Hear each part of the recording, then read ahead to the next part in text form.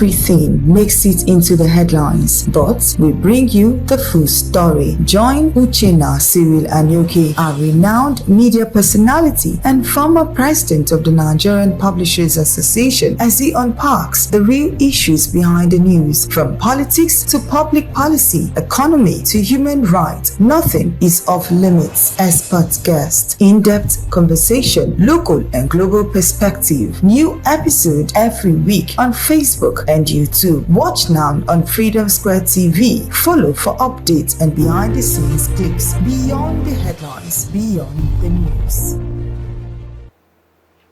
Good evening. You are watching Political Conversations on Freedom Square TV. Tonight, we're examining a political debate currently steering conversations across Nigeria, especially in the southeast part of this country.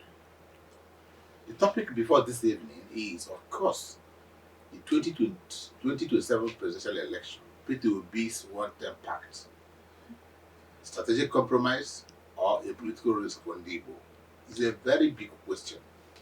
And so, as political realignments intensify ahead of the 2027 general elections, reports and speculations surrounding possible coalition agreements and a one-term understanding involving Mr. P2B have sparked mixed reactions across all geopolitical zones.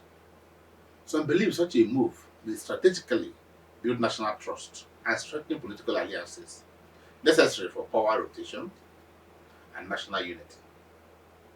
Yet others fear it could weaken the long-term political aspiration of Igbo and may perhaps reduce the Southeast bargaining power in Nigeria's political equation.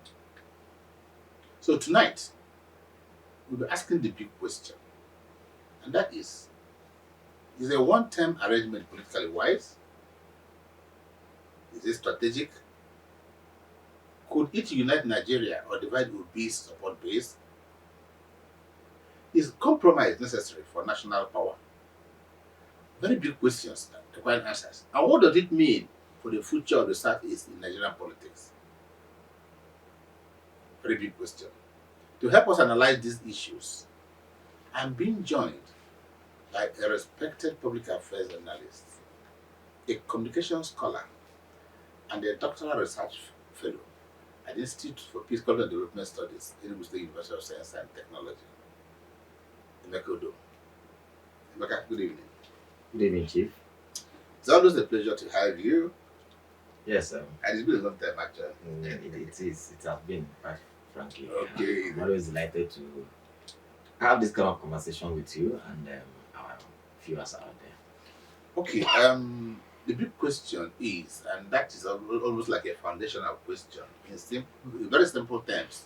When people hear one-term pact, one term, what exactly does it mean in practical political terms? And why is it generating so much emotional and political reaction and tension among the people? Right. Thank you so much, Chief. Let me begin by offering my own explanation based on my understanding of one-term pacts, and political tenureship.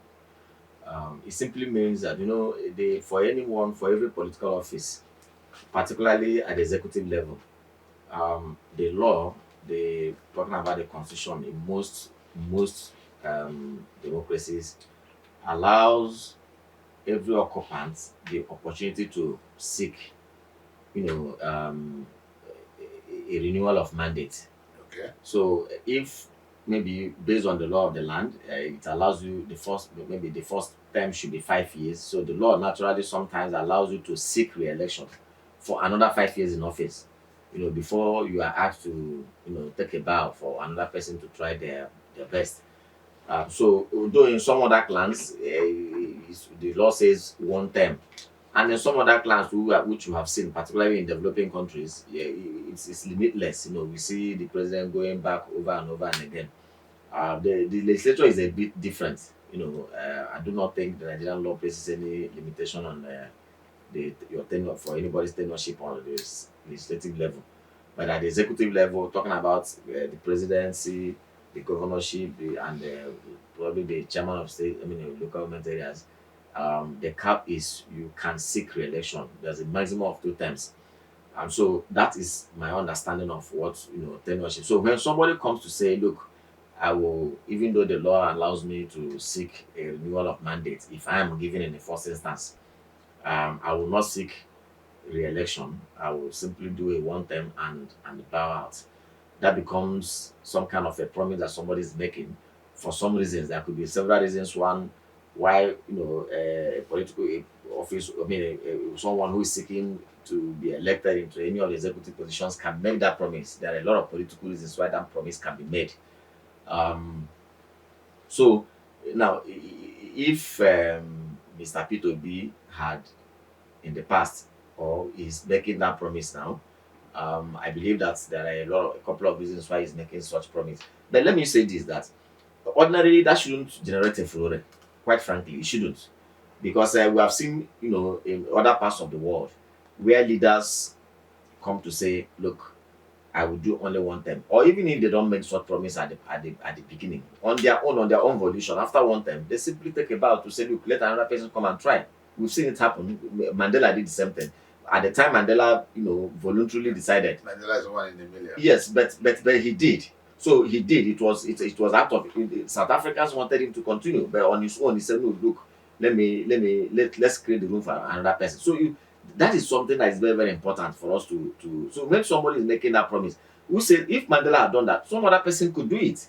But why are people, everybody is surprised now? Because we live in a land, we are practicing a democracy where it has almost become a birthright. Let me also emphasize the fact that second tenure is not a birthright. It is something that the electorates, they governed on their own based on the performance that the incumbent had put up to say, okay, we are willing to renew this mandate. And it baffles me or it grieves me when political office holders begin to make plans exceeding their first tenure. For me, it shouldn't be, because the contract to sign with the people is based on the tenure that the office you're elected for. After that, it is, yes, you can seek re-election, but it is right on people to say we want you to continue or not. So when people begin to make plans exceeding their tenure, for me, is that is what the legislature the judiciary will call ultra vires. Okay, ultra-virus. Well, for a lot of Igbo, they said that this one-term thing is like a double-edged sword. And they argue, sometimes most eloquently, that it is either a practical compromise that paves the way for an Igbo presidency by 2023, 2031, or that it is a political risk that may shortchange the Southeast.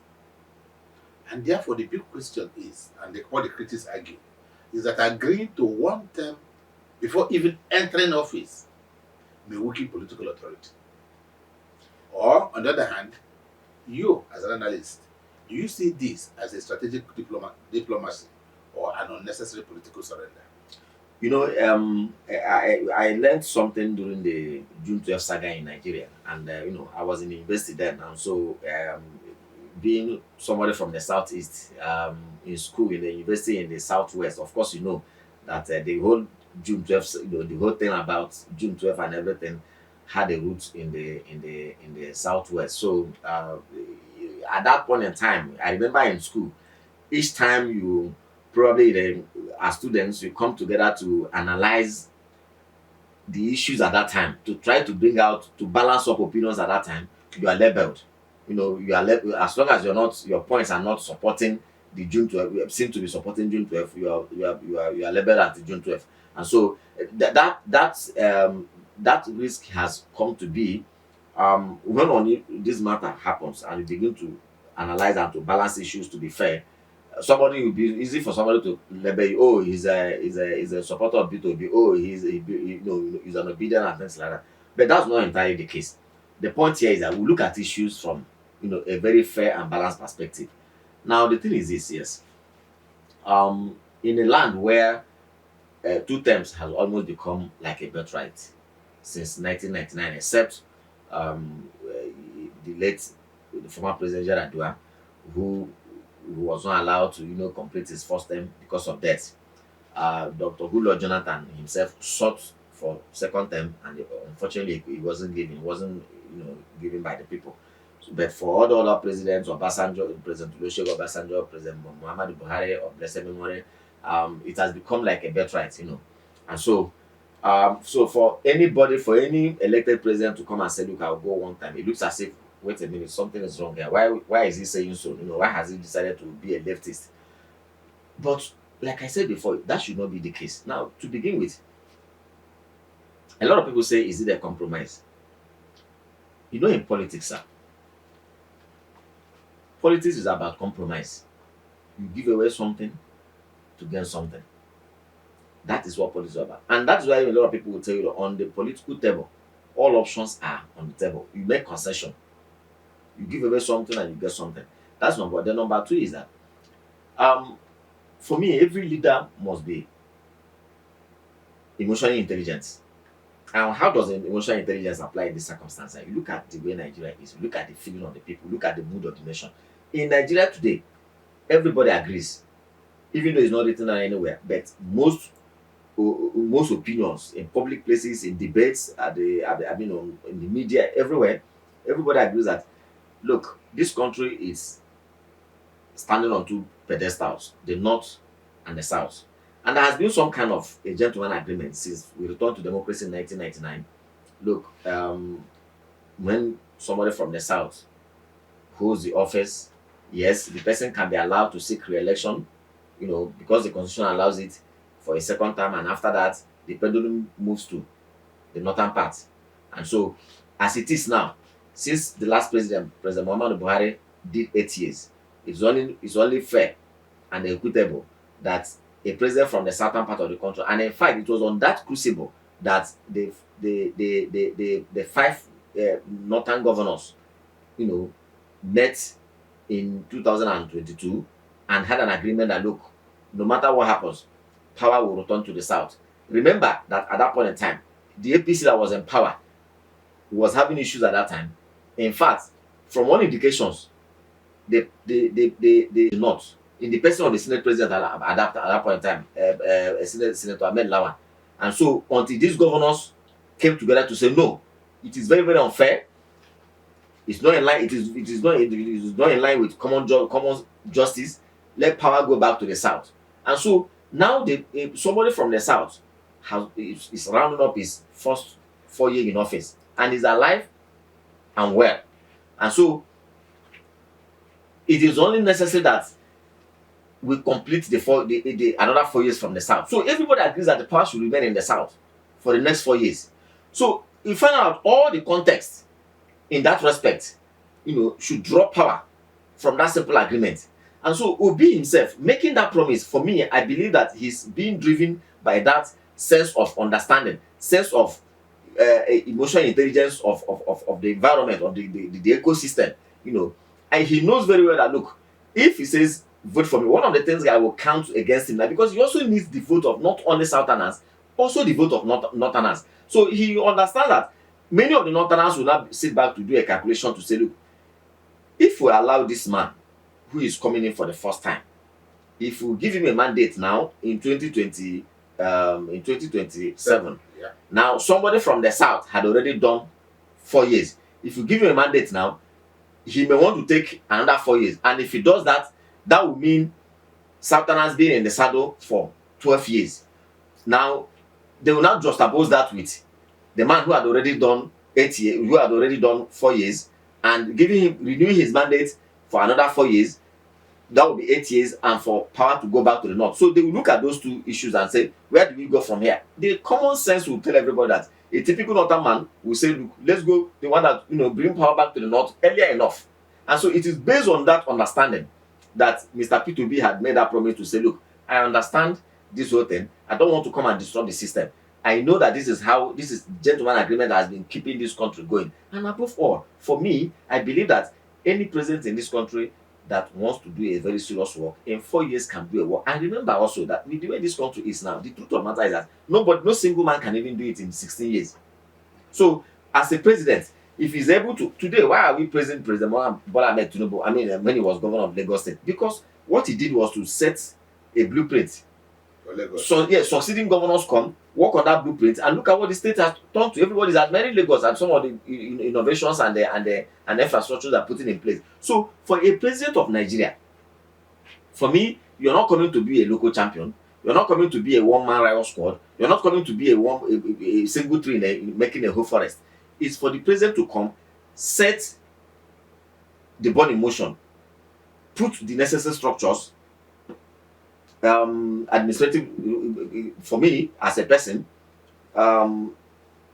reform the system, the civil service, reform maybe our political structures, do one or two things here and there, set the system and take a bow.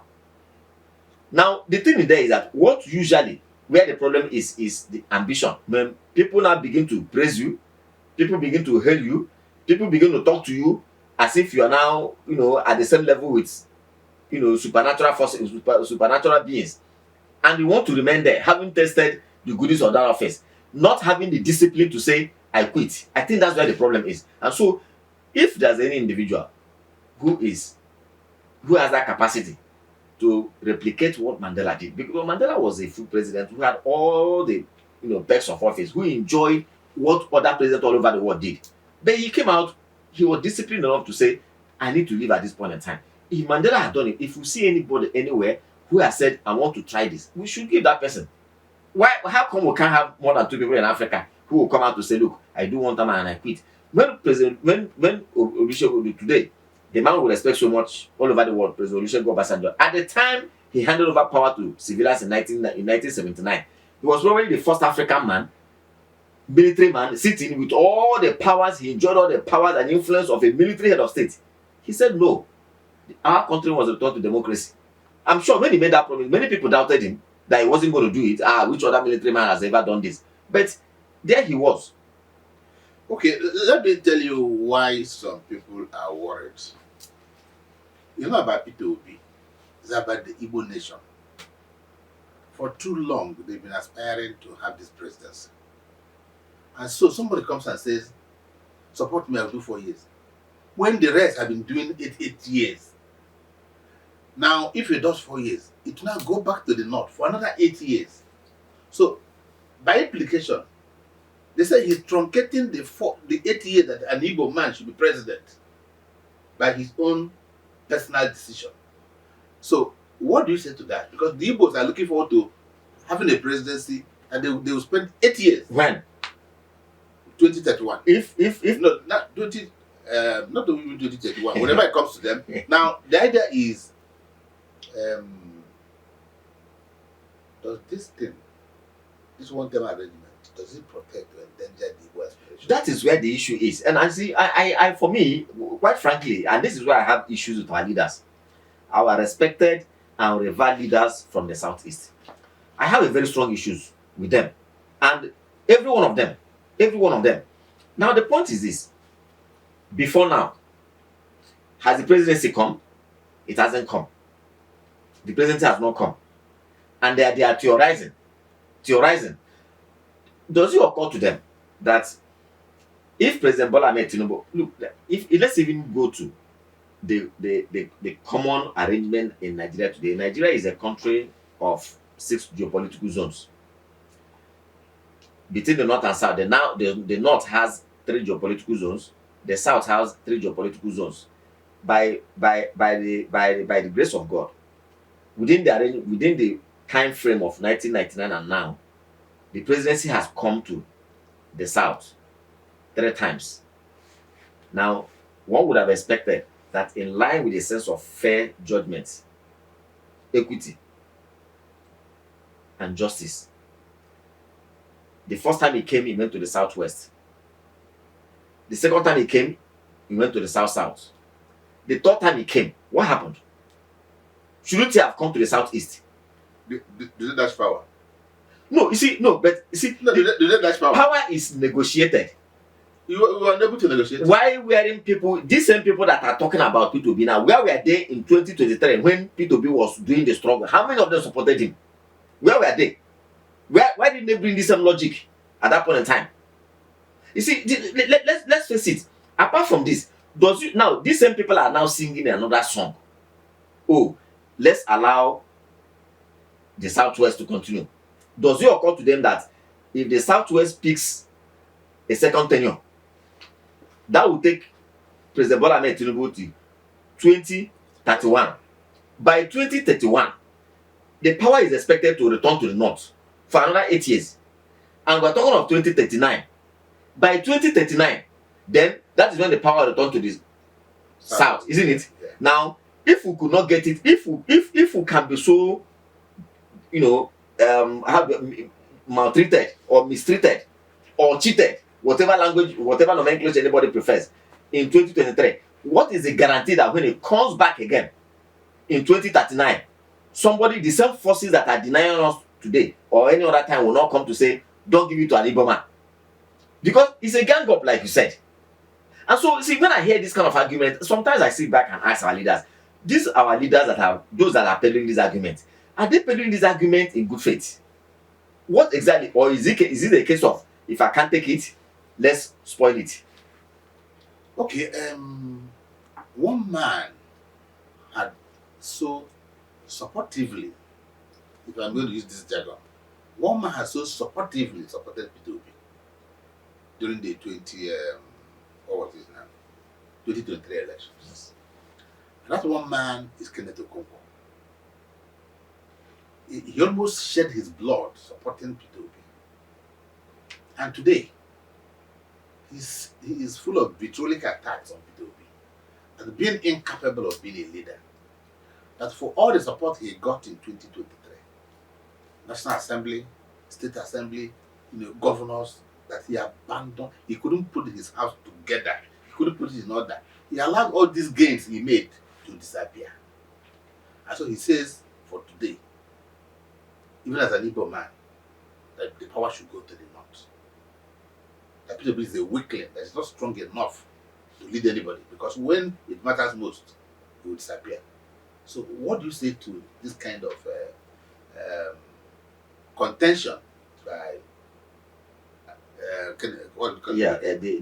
yes, our thespian, let me use the word, fellow thespian. Okay. I'm a thespian myself. Okay. Now the point is, number one, quite frankly, I hate to join issues, with I don't want to join issues with Kenneth Okonkwo. However, it's important for us to establish that first and foremost, what he's saying is his opinion. That's his opinion. He says P2B is a weakling. I'm not defending P2B, but what he said is his opinion. And let him remember that loyalty is absolute. Passenger says it's not 99%. It's 100%. Now there are still some people who supported P2B in 2023 who are still with him till today. So I don't know, from the angle he sees the man as a weakling. And again also, him declaring P2B a weakling, is that how everybody sees P2B? Is that a popular opinion? He was a spokesman. He was one of the campaign spokespersons. Yeah, and he was strong. Yeah, that. But we've also seen my very good thespian, Kenneth Okonkwo.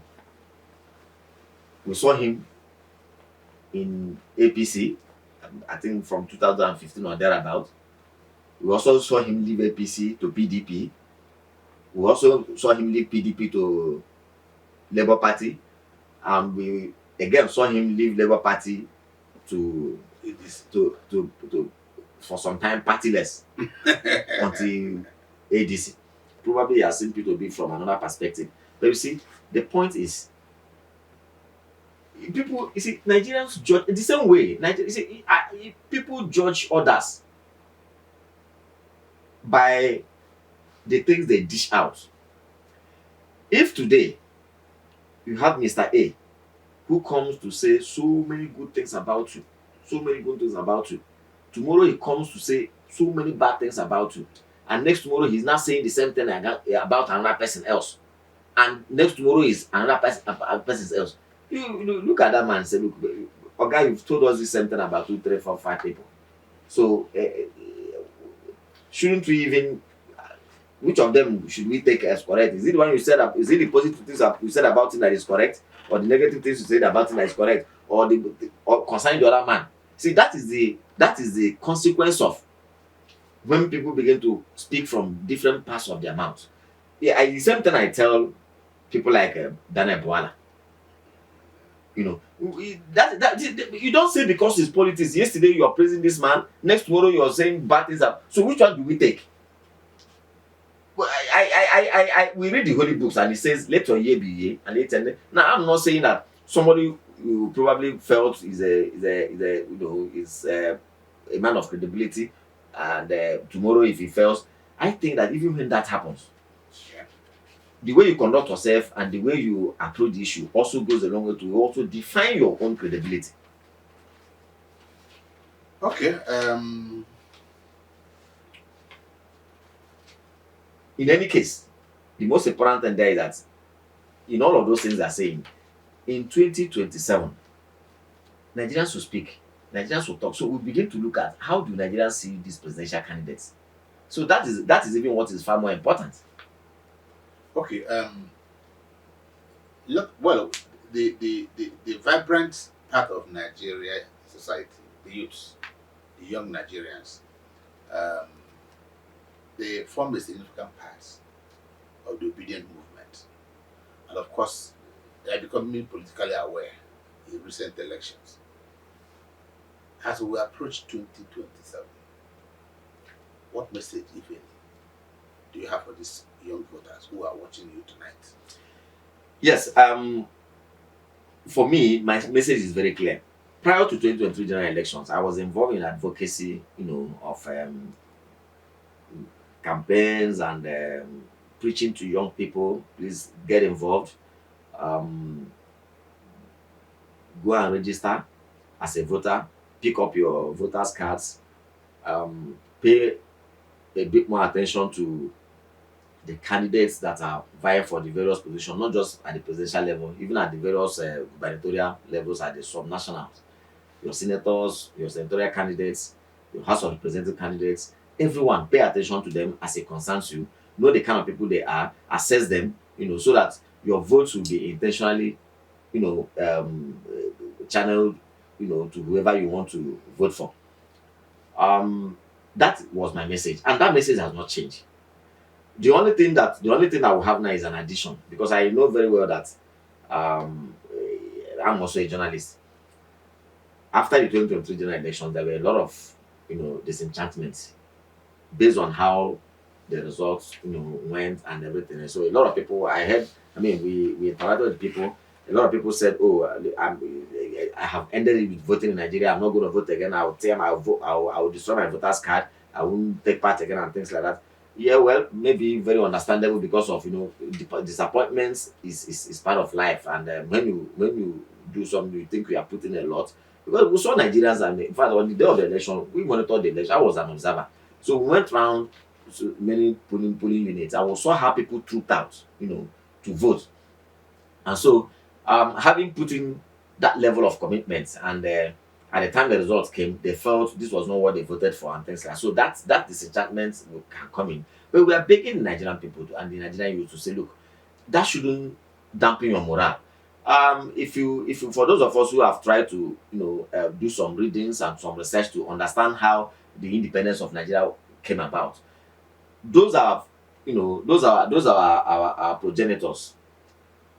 The people we call our nationalists today, the Azikiwes, the Awolowos, the Sadawanas, and all of them, Amadu Bellos, who fought for the independence of this country, the Herbert Macaulays, and all of them. It wasn't just gold at first strike. And if you follow the development, the world history and development of events all over the world today, you find out that there are things you need to be very persistent. You put in your best over and over and over again until you achieve a golden guinea. So our youth should not relent. In fact, if for anything, they should double the effort. If people were able to put in 50% in 2003, come 2027, they should put in far more than that, 70, 80%. And because it's only persistence and the consistency and commitment that we use to build this nation called Nigeria. So my message for the youth is whatever whatever were the driving force that propelled them to come out in mass in 2023 to vote, all of those things shouldn't be thrown away. They should put in more. Definitely Nigeria will be good. Definitely Nigeria will get there.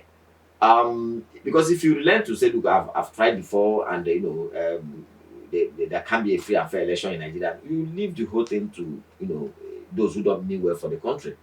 But if you're there and if they have seen your determination, they will know that the game is up, that a new Nigeria has come to be. Okay, Emeka,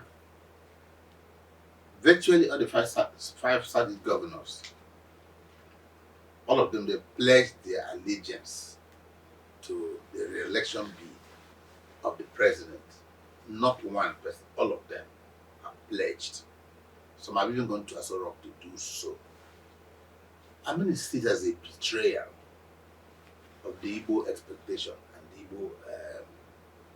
Igbo belief that an Igbo man. Are you part of the people who say, look, the governors have done well, are going to pledge allegiance even when their kinsman is trying to kind of salvage what is left of Igbo lack of access to the highest office in the land? Yeah, and see, I cannot be part of the people that say they have done well, but that singular act, I want to isolate that act now. For me, I cannot say they have done well in that act, and that is not to say that they don't have the right to do what they have done. They have the right to support anybody they want to support. But what for me, I think is a bit that doesn't go, that doesn't tally with my own belief is that yes, they are governors, they are elected for the people, they speak for the people, but in terms of votes, I do not think anybody has any mandate to go and make a pledge on behalf of others in terms of voting. That is one aspect of, one aspect of your national rights, that you don't surrender to anybody, even when you elect your leaders. You still retain that with you. So the truth of it's just like when you are now, if you maybe you're traveling and you're traveling somewhere and you tell your brother, you tell your friend or trusted person, please take care of my wife. It doesn't include in the other room. Everybody knows that is one aspect that you retain no matter what happens. So leaders don't have any right to go anywhere to pledge my own vote. As an Igbo man, as a Nigerian from the southeast, my vote remains with me and I give it to whoever I want to give it to.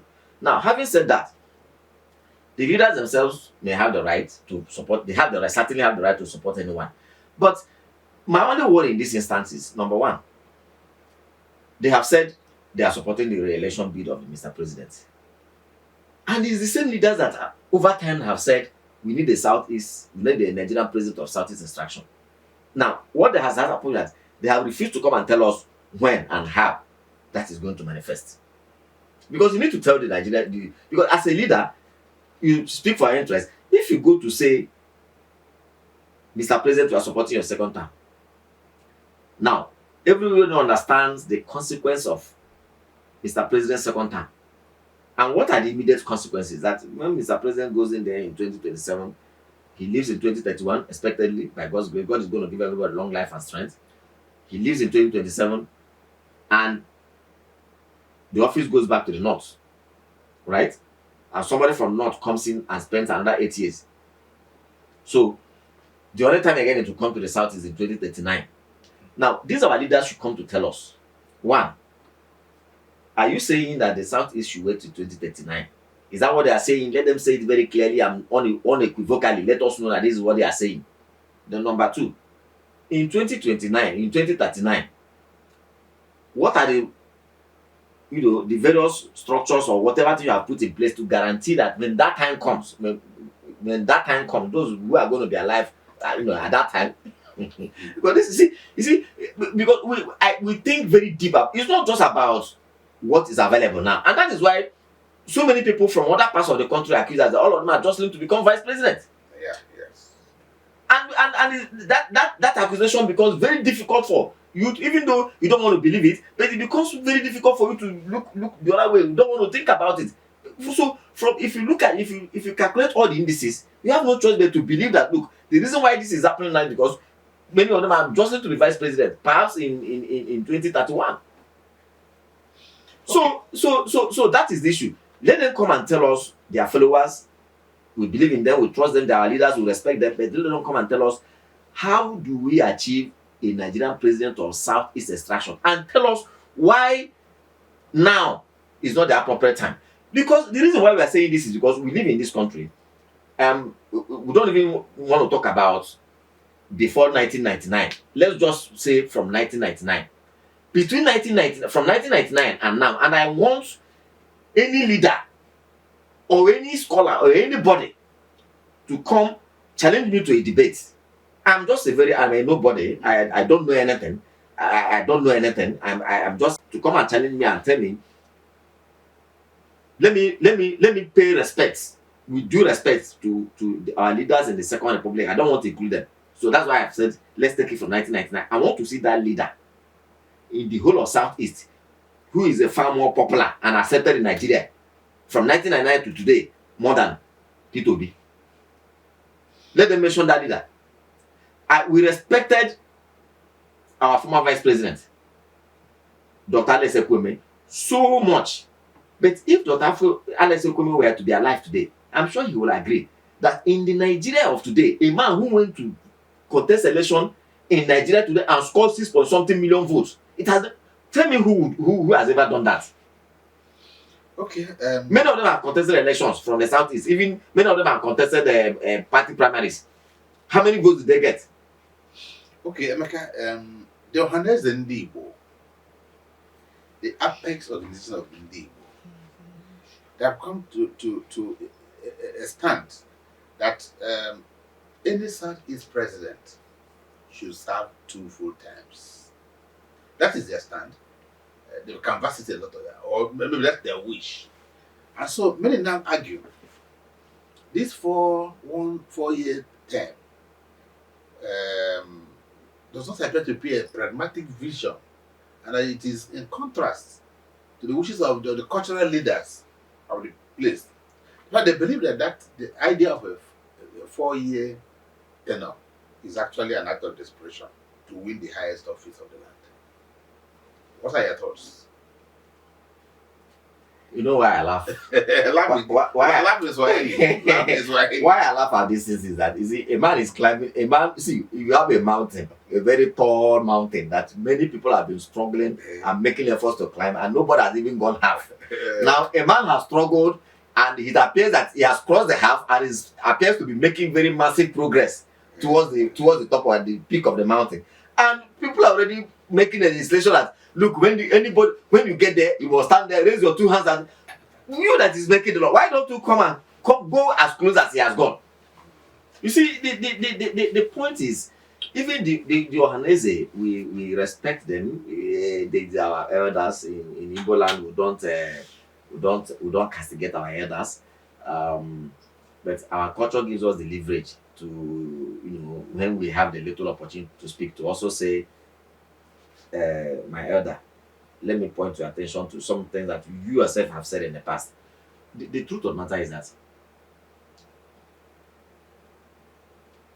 if we are able to, if I think the most important thing we should concentrate right now is that to, rally around a son of the soil who himself has been able to win the heart and admiration of many other people outside of Igbo land.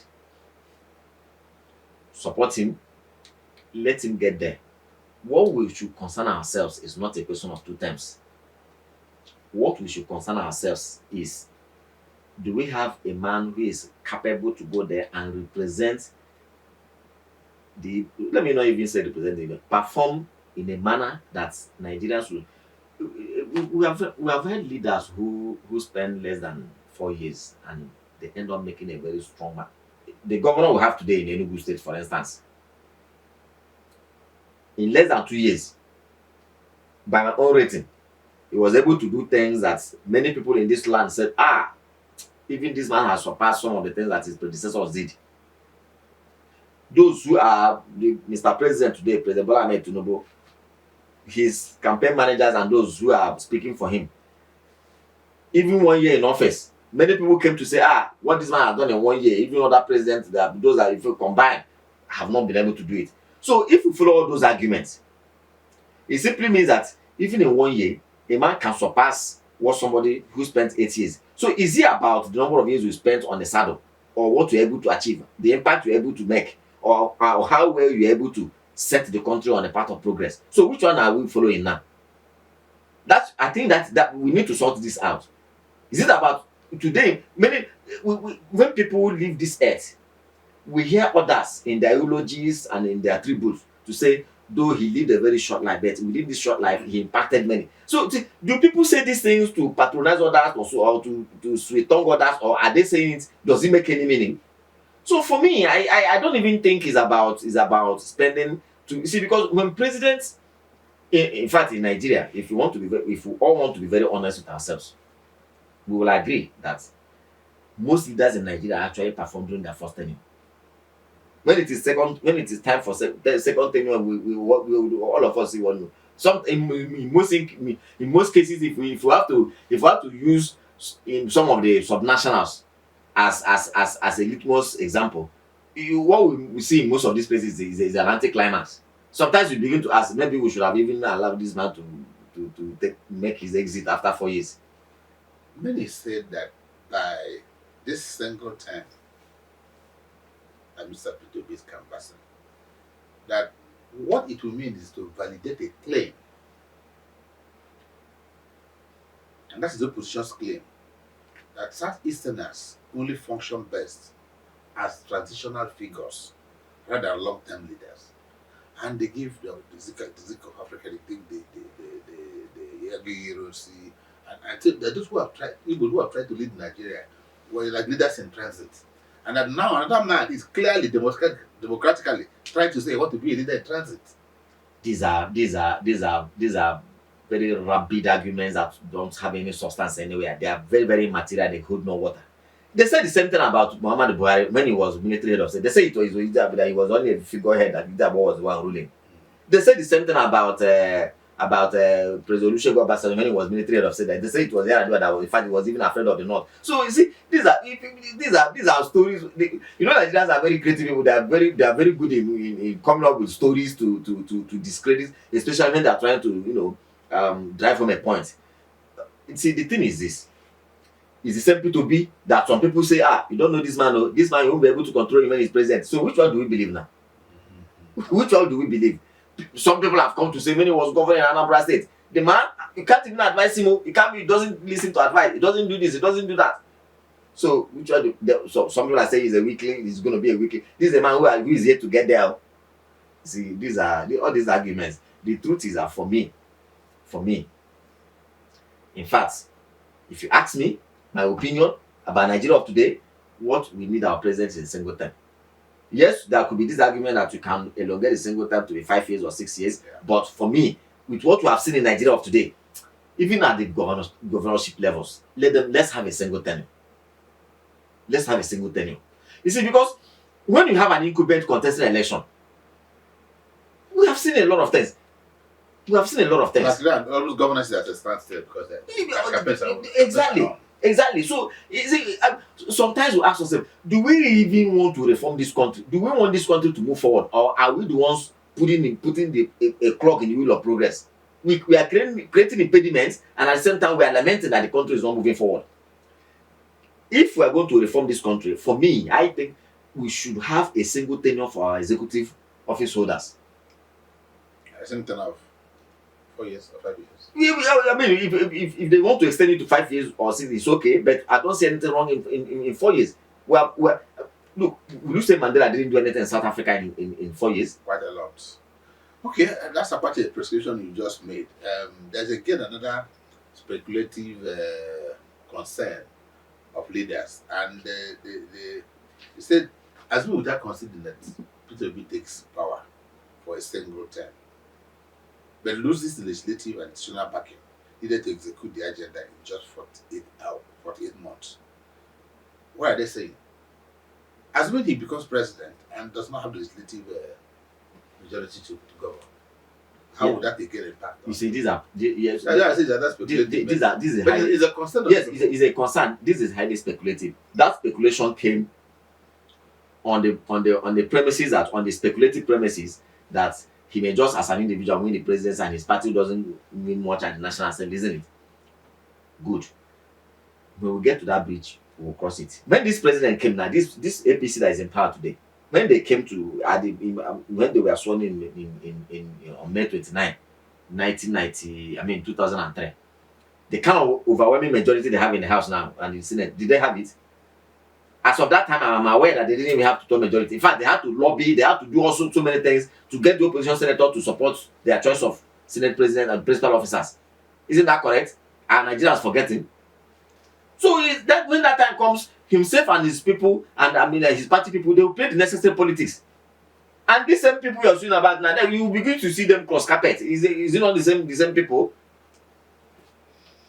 Kenneth Okonkwo predicted, even before P2B left the AGC, that Mr. P2B is afraid of primaries. That he likes to be handpicked to become a presidential candidate. And he talks about the Labour Party, how they ran away from the PDP to Labour Party. And now again, he came to AGC. And when it was time for him to face an internal party democracy, he now ran to a place where he has not been handpicked without a contest as a presidential candidate. He says that's why he said these are signs of a weakness. Yes. That is his opinion. In the question to ask is in 2003 when he supported P2B very clearly, he knew that P2B did not pass through any contested primaries. So why if he as a Democrat holds the principle of internal democracy and the internal primaries as a way to produce a best candidate for a party, if he holds it so dearly, why didn't he speak up why did he support P2B in 2003? Why did you support a candidate who didn't pass through primaries, who came as a sole candidate? So why is he saying so now? Because two of them have disagreed. And you see, in all of these things, you see, never even disagreed with him. No, you see, the point is that that's what I'm saying. Initially I said I don't want to join issues with he's a fellow, he's a taste, even though he's a lawyer. I'm a trained theater artist, so I don't want to because he has made a mark in the thespian world, and so I reserve that respect for him. And so I don't want to talk about it. No, but that's what I'm saying. Now I don't want to play into the dirty arena. I don't want to do that. It might look as if I'm not to be spokesperson. First and foremost, I'm just analyzing issues from a very balanced perspective. I have my own areas of disagreement with P2B. Why the issue now, for instance, the issue of Obi, he's saying Obi didn't contest primary. For me, I share the sentiment that P2B probably should have, contested the primaries in AGC. I share that sentiment, but not to castigate him. My believing that he should have contested it does not mean that because he didn't contest this, he is not a weakling. That is playing beyond the crucible. Beyond the level. The ribbon and going descending into the dirty arena. I don't want to do that. So but the point is this: when he knew that P2B didn't contest primaries in 2023, and that for a person who didn't contest primaries is a sign of weak, why did he support him? That's the time he should have said it. See, he should have said no. If you're going to do this, I pull out. Please let there be primaries, even if it means bringing people. Let them come. Let the whole world see us that we have conducted the primaries. He didn't say so. So why now begin to call the man a weakling? Okay. The contentious issue is that many think that for Igbo, that the 4-year tenure that P2B has propounded may not serve Igbo interests. What I say is, look, it's running too fast. Wait until it's our turn, so I will take our full 8 years. Can you put all the ideas in a capsule? Okay. Now, in doing that, now I have two questions. That number one is when is it going to be our turn? That is what I want to know, when it's going to be our turn. Then number two, when people say it does not serve the Igbo interest, what is that Igbo interest? Please, can somebody come to define that interest so that all of us will be on the same page? A full term of 8 years. That is our interest? That's what they say is the interest of the Okay. But for me, that cannot be our interest. What we need is to, because see, a lot of, we have had presidents, in Nigeria, presidents of Nigeria from different extractions.